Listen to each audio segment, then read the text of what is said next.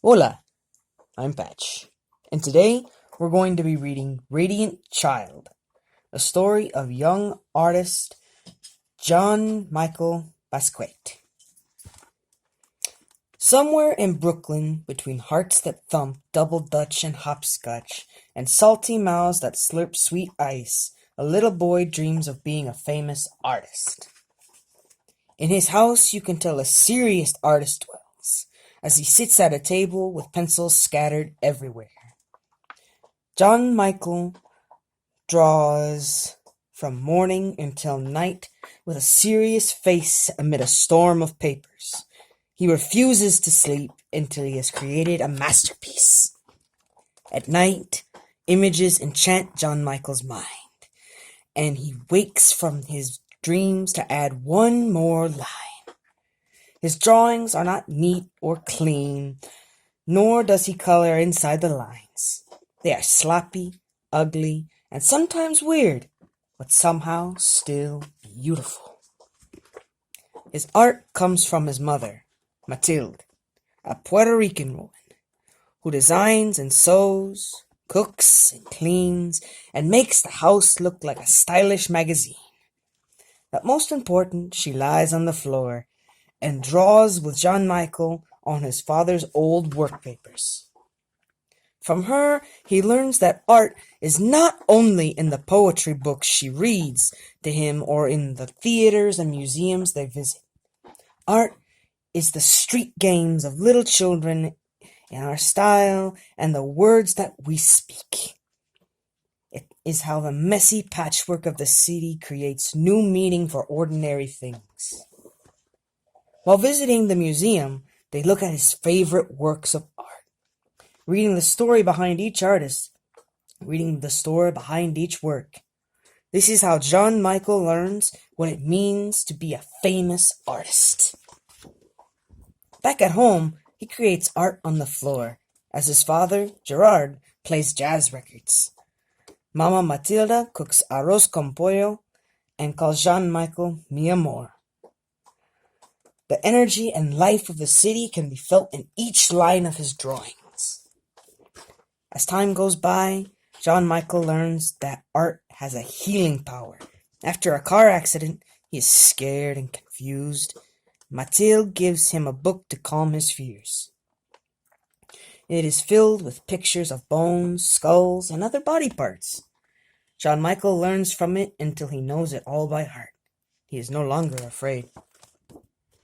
Back at home, John Michael's body heals, but his heart breaks. His mother's mind is not well, and the family breaks. She no longer lies on the floor and draws with John Michael, but sits by the window singing only to birds.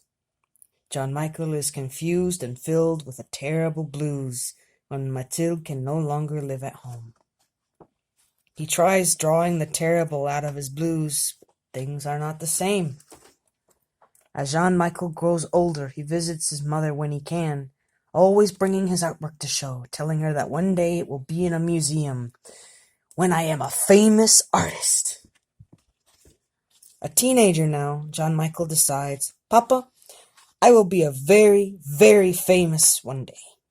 With a sly look, a twinkle in his eye, John Michael leaves Brooklyn for New York City, the Lower East Side, a concrete jungle where only the tough survive.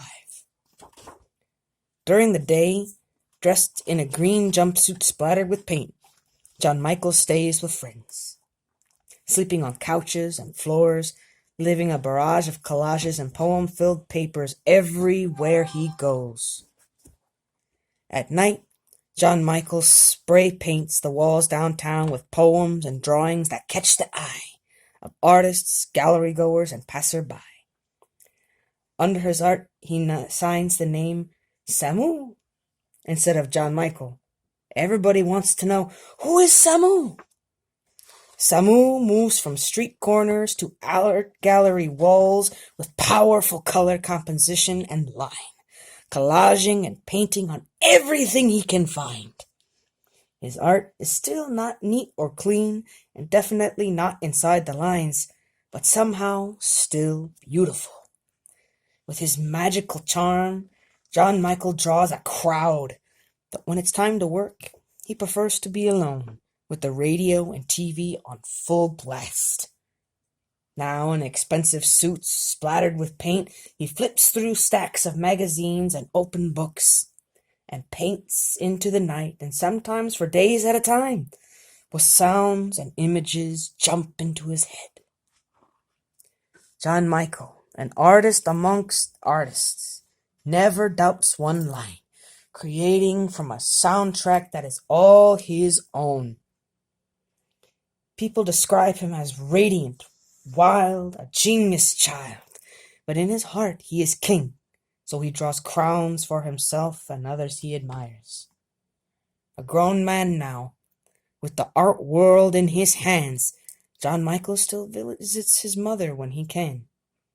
And at his most important shows, above all the critics, fans, and artists he admires, the place of honor is his mother's, a queen on a throne. He is now a famous artist.